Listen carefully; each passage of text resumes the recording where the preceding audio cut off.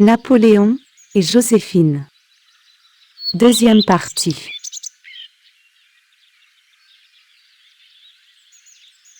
Les lettres d'Italie ne tarissaient jamais et arrivaient presque chaque jour. Tandis que les réponses étaient rares et capricieuses. Dans une lettre déchirante, on lit la résignation du général amoureux.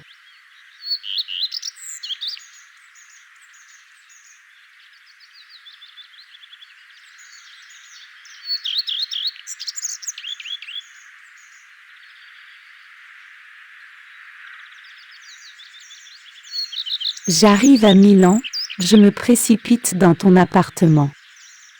J'ai tout quitté pour te voir, te presser dans mes bras. Tu n'y étais pas. Tu cours les villes, avec des fêtes. Tu t'éloignes de moi, lorsque j'arrive. Tu ne te soucies plus de ton cher Napoléon. Un caprice te l'a fait aimer, l'inconstance te le rend indifférent.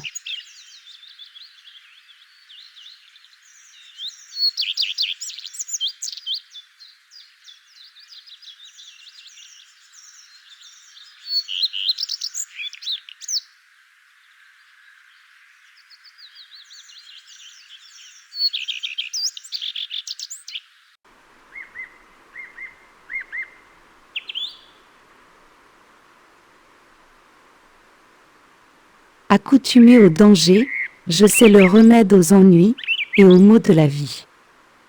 Le malheur que j'éprouve est incalculable, j'avais le droit de n'y pas compter. Je serai ici jusqu'au 9, dans la journée. Ne te dérange pas. Cours les plaisirs, le bonheur est fait pour toi. Le monde entier est heureux, s'il peut te plaire. Et ton mari seul est bien malheureux.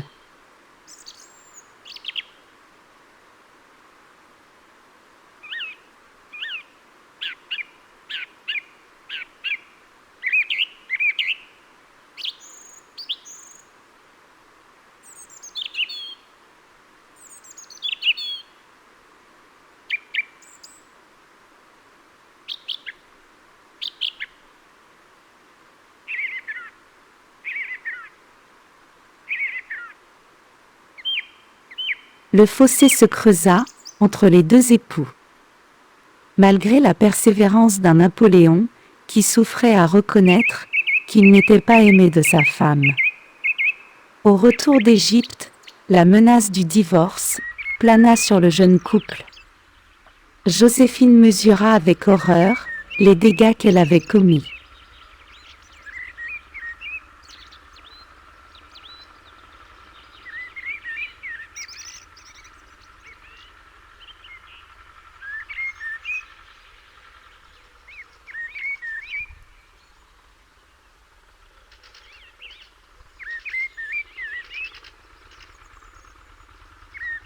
Bonaparte, ayant perdu toute illusion concernant les sentiments de son épouse à son égard, se détacha peu à peu d'elle, sans pour autant jamais lui retirer l'affection, toujours grande, qu'il eut pour elle.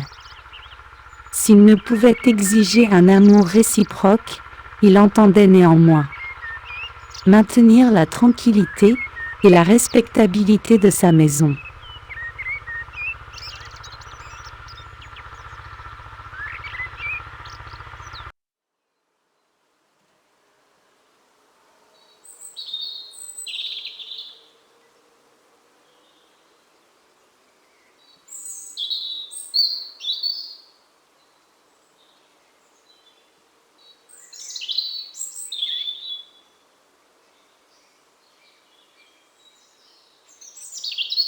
Telles étaient les exigences de la bourgeoisie envers un homme sur le point d'être élevé à la dignité impériale. L'entourage du couple témoigna avec étonnement de cette vie de famille, bien éloignée des mœurs royales de ses prédécesseurs, et auxquelles on était depuis toujours habitué.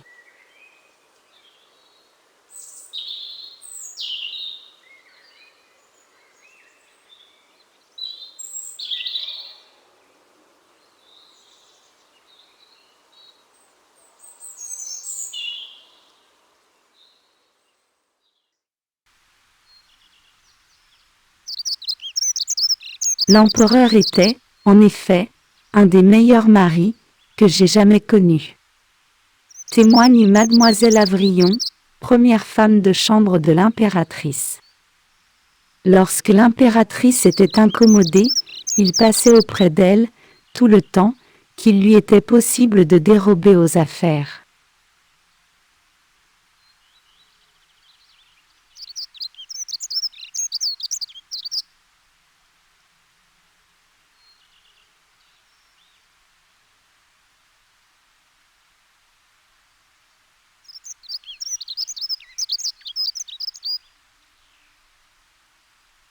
Le témoignage de Louis Constant, premier valet de chambre de l'empereur, n'est pas moins inattendu. Combien fut touchant l'accord de ce ménage impérial. Plein d'attention, d'égard, d'abandon pour Joséphine. L'empereur se plaisait à l'embrasser au cou, à la figure, en lui donnant des tapes.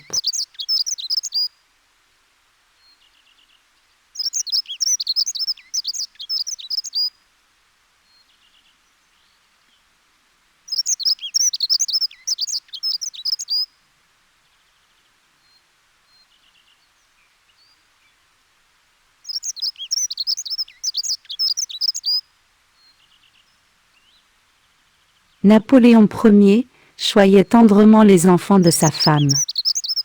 Hortense et Eugène furent sans cesse au centre de ses préoccupations. Bonaparte ne renia pas ce surnom, d'oncle, Bibiche, dont l'affubla le fils d'Hortense. Ses enfants auraient-ils pu connaître meilleur beau-père ?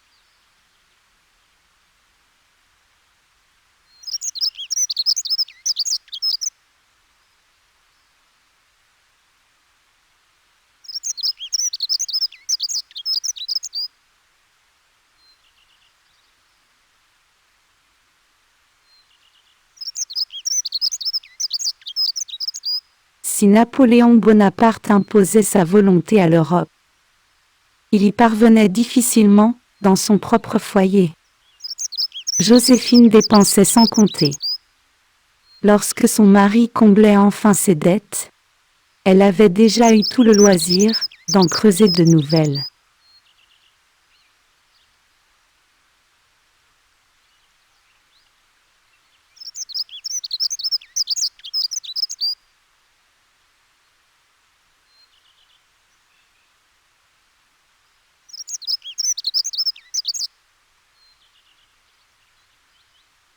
Joséphine, au début de leur relation et durant leur première année de mariage, trompa Napoléon. Avec une désinvolture qui marqua les esprits. Puis, c'est elle qui eut à craindre les tromperies de son mari.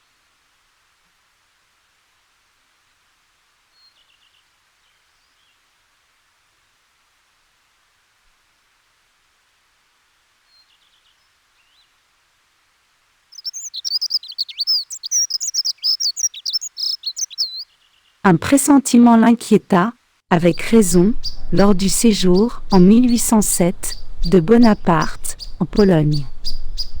L'empereur et Madame Walewska tombèrent sincèrement et durablement amoureux. Leur idylle donna naissance au premier fils de l'empereur, en 1810.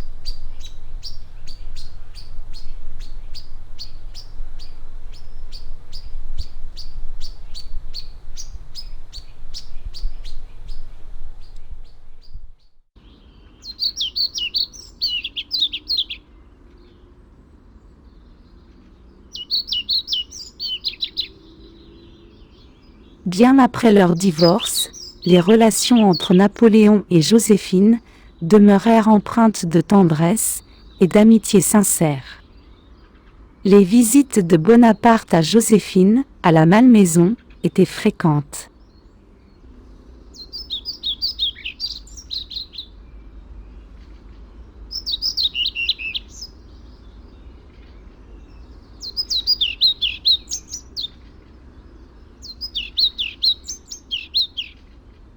Il veilla toujours à ce qu'elle ne manque de rien, et lui conserva son titre d'impératrice malgré leur divorce.